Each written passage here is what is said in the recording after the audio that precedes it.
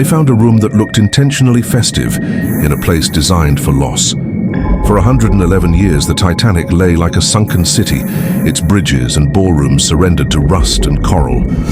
Then a camera slid into a collapsed pocket of the first-class quarter and illuminated a slice of civilization frozen in salt. Rows of small round tables, a scattering of chips, a carved wooden counter gone grey with age, and the faint, impossible curve of a roulette wheel half buried in silt.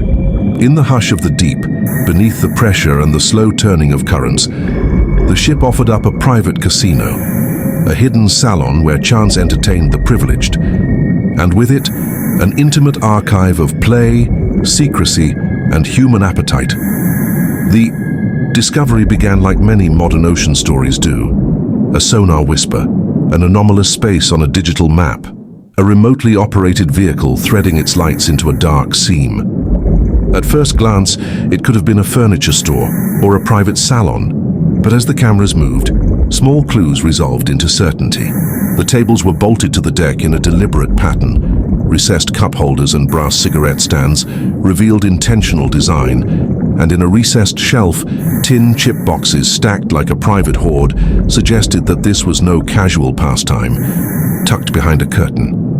Whoever had commissioned this space wanted privacy and control, a room for bets and whispers away from the glittering public saloons. Walking through it on screen feels oddly domestic. The casino scale is modest, not a grand theater, but an intimate parlor meant for the kind of players who preferred anonymity to spectacle. Velvet-lined chairs cluster around tables whose felt has long since disintegrated, but the cut of the upholstery and the brass fittings still speak of careful taste. A low bar counter, once lacquered and gleaming, shows the grooves where glasses were set and a rusted spike where a ledger might have been tethered.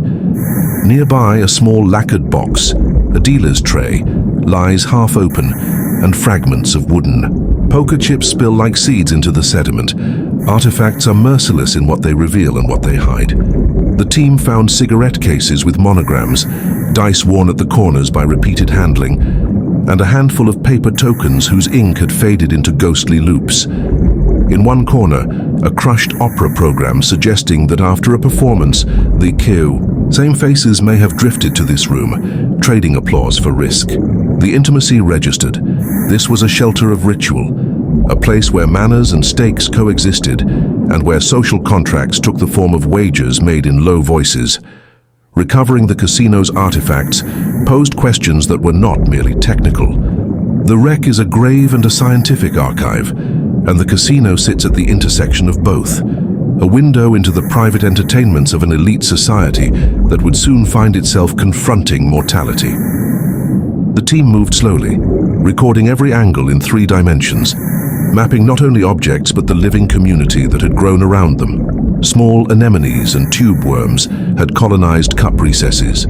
A brittle star had threaded itself through a carved chair leg. The ocean had turned leisure into habitat, and the removal of an object risked displacing life as well as memory. Yet some objects were fragile treasures of human habit. A silver cigarette case, when studied under magnification, bore a faint fingerprint pattern and a shallow engraving that matched a name in a passenger list. A deposit of tobacco residue in a recessed box yielded chemical traces, consistent with imported blends from London and Havana, indicating the cosmopolitan tastes of its users. In a tiny leather wallet, a folded note remained legible enough to suggest a bet. An address scribbled in shorthand, a wager to be settled at a later rendezvous. Little human hesitation surfaced in the lab. The nick of a ring on a chip, the grease smudge where a palm had rested. Technical teams treated the recovery like a careful theater operation. ROVs and human divers documented the site with lasers and stereo photography, creating a digital twin that would let researchers study the room without repeatedly disturbing it. When an item was deemed both salvageable and valuable to scholarship, conservators applied cradle lifts and custom baskets to bring it to the surface at a controlled speed. Salt, the great archivist and corrosive, was leached slowly in baths that imitate ocean gradients. Inks were stabilized with solvents measured in drops. The labor was painstaking and punctuated by debates about what must be preserved for science and what ought to remain in the deep for the sake of the living reef. The casino's existence complicates common narratives about the Titanic. Popular. Memory emphasizes orchestras, grand dining rooms, and formal promenades. The presence of a private gaming room shows a parallel cultural geography, an inner life where the wealthy sought entertainment that was both intimate and exclusionary.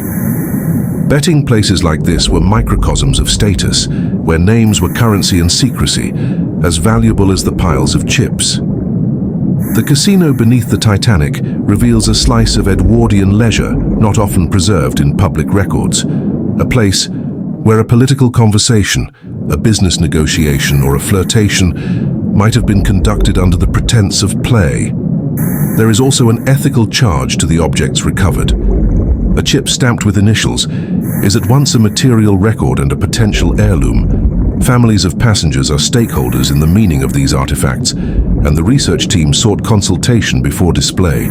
Some descendants preferred the items remain undisturbed, arguing that anything raised from the ship must be treated with the reverence due to a gravesite. Others saw the objects as threads to be pulled so the public could better understand lives that were reduced to numbers. On a memorial, these conversations shaped how the artifacts were catalogued, conserved, and eventually framed for public understanding. The casino's architecture suggested careful concealment. The room was entered through a narrow corridor flanked by staterooms, rather than via the promenade, implying a desire to avoid the boat deck's glare and gossip. Built-in cabinets and low lights would have made the room feel cozy, its entrances easily guarded by a discreet steward. That choreography of access is revealing.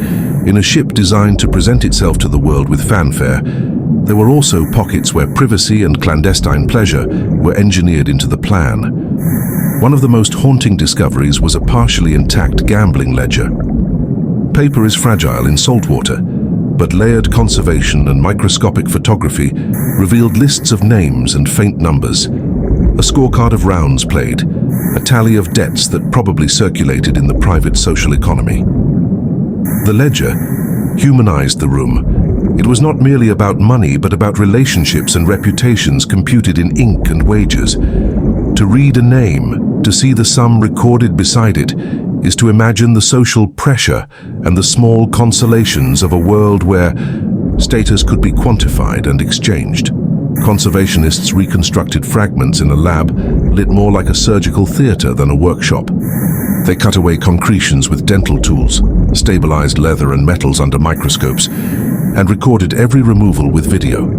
The redeployed items did not enter display as trophies but as evidence, contextualized with VR reconstructions. Of the casino's original placement, audio of the ROV's slow approach, and interpretive panels that placed the room within the ship's social polity. The aim was to allow visitors to see not merely an object, but the web of meaning, wealth, privacy, risk that it inhabited. The voices that historians added were careful and critical. The casino was read as a mirror to a particular culture, of leisure. Its patrons were cosmopolitan, mobile, and often involved in networks of commerce that shaped global flows. Gambling, then as now, could lubricate deals and cement alliances. It could also serve as a spectacle where status was performed. Contextualized this way, the room's finds are less about sensational riches and more about social capital, the currency of influence, and the small theatricalities that sustain it. There are also darker echoes. Gambling rooms have long been places where fortunes are made and lives are altered. The ledger, the chip with a smudged thumb mark, the note tucked into a wallet hint at bets settled by reputation, favors owed, and perhaps secrets traded quietly in the shadow of the roulette. In the wreck's hush, these traces become poignant. Bets frozen mid-play, debts that would never be paid, private promises swallowed by the sea.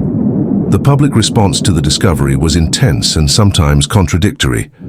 Sensational headlines invited fantasies of hidden loot, while scholars and curators urged a sober reading. Exhibits emphasized process over prize.